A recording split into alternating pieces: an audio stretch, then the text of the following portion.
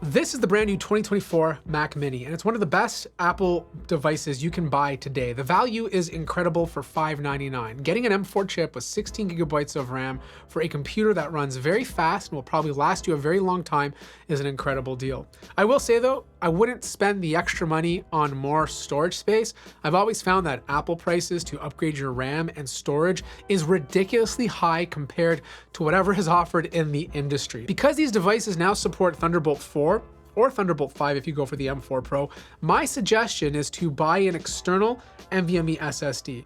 The bandwidth on Thunderbolt 4 is so fast that you can have fast drives being connected to this. I would just get more storage that way and save yourself some money. Either way, this device is ridiculously small. This will fit under a desk perfectly, under your monitor. You won't even see it. In fact, I had it right beside the Mac Studio and the Apple TV, and it made the Mac Studio look ridiculously big. And that's weird because the Mac Studio is just not big in general, like especially when you compare it to, let's say, a PC tower. Now, some of you might be disappointed that there's no USB-A ports, but Apple devices in general have moved away from USB-A to USB Type-C. And instead you get two 10 gigabit per second Type-C ports on the front. You have your power indicator and your combo audio jack. On the back, you have your power connector, Ethernet port. This can be upgraded to 10 gigabits per second, HDMI, and 3 Thunderbolt ports. If you buy the M4, this is going to be Thunderbolt 4. If you buy the M4 Pro, these ports will be Thunderbolt 5. Thunderbolt 5 boosts the bandwidth from 40 gigabits per second up to 80 and 120 gigabits per second if you're using video related content. It's called bandwidth boost. And this allows you to hook up three 6K displays at 60 Hertz. Now I want to put the power button controversy to rest. Right off the bat, I'm going to say the perfect design would be for the power button to be on the front. It's the easiest and quickest way to turn it on and off. It's also great for those of you out there buying a bunch of these to rack mount them because you don't have to pull it out if you need to reset or power off the device.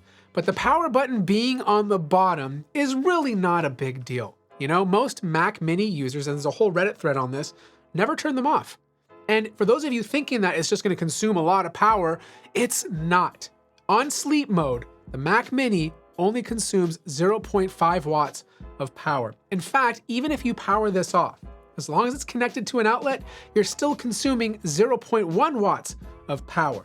Now, as I said, the M4 is great for a majority of people, but for those of you that plan on editing video, doing any sort of demanding work, I think the M4 Pro is the place to be. You know, it offers the best value for performance. And this version here has a 14-core CPU and 20-core GPU. Now, single-core clock speeds are through the roof on the Mac Mini. It's some of the fastest I've seen on a computer, right up there with the M4 Max and the regular M4. If you're coming from an M1 Pro, you're looking at a 35% performance uplift. Multi-core speeds completely shocked me because they were pretty much neck and neck with the M3 Max, considering that has 2 more CPU cores to utilize. In fact, if you're coming from an M1 Pro, you're looking at a 102% performance increase, which is absolutely insane. Now, generally in Mozilla Firefox, the MacBook Pros have always been pretty quick to compile it. The M3 Max and M4 Pro are at the 5-minute mark, but it completely outperforms the M1 Pro by a total of 9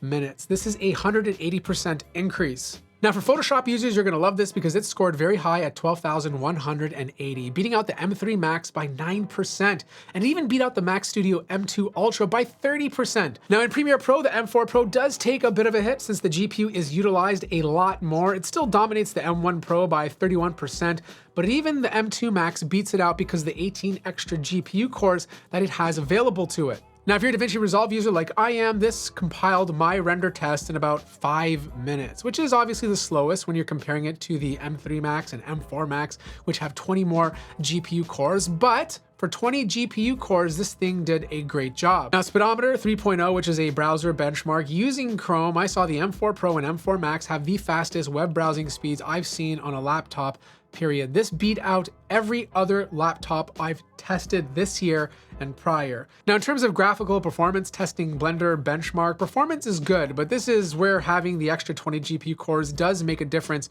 if you have the Max chip.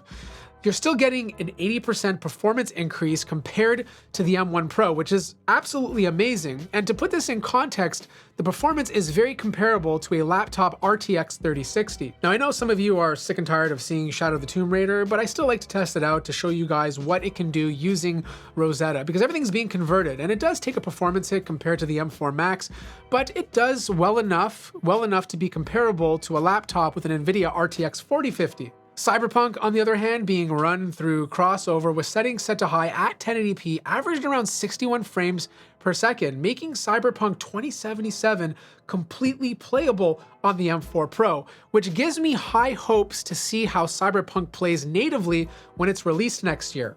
Now, Baldur's Gate, which runs natively on Apple Silicon, averaged around 41 frames per second at 2560 by 1440. So if you drop this down to 1920 by 1080, you're going to get much better performance, but all you need is 30 FPS and above for Baldur's Gate because of its gaming style. Now, as always, for my Mac reviews, I like to include WoW. I know I'm in Orgrimmar jumping around, and this is not the best example, but I refuse to run a dungeon because I don't want to get addicted to this game again. But at 2880 by 1620, I was able to obtain over 100 FPS with the settings set to high. Now, if you love Diablo 4, through Crossover, I was able to get it to run, and I was getting about 41 FPS with mobs and stuff on the screen, so completely playable. Again, Diablo 4, just like Baldur's Gate, the style of game doesn't really require like crazy high frame rates, so as long as you're getting like 40 frames and above, you'll have a good time. So here's the thing, I feel like for most people, just buy the M4 Mac Mini base model with 256 gigabytes of storage. $599 is just a better deal than buying an iMac or anything else. Buy an external drive, connect it to the back, get over a terabyte of storage, and you'll save yourself a lot of money than paying the exorbitant fees that Apple charges to upgrade your storage. If you're looking at the M4 Pro, I feel like it's more than enough power for most use cases. I feel like individuals out there considering an M4 Max are in a completely different world and in a business where they can completely justify paying that kind of money. The M4 Pro, to me, offers the best value for performance for individuals that need a very serious computer. If you have any questions, let me know in the comment section down below. I've also reviewed the M4 Max MacBook Pro 16. I'll place a link to that too. Like the video if you liked it, subscribe if you haven't already, and I'll see you guys in the next one.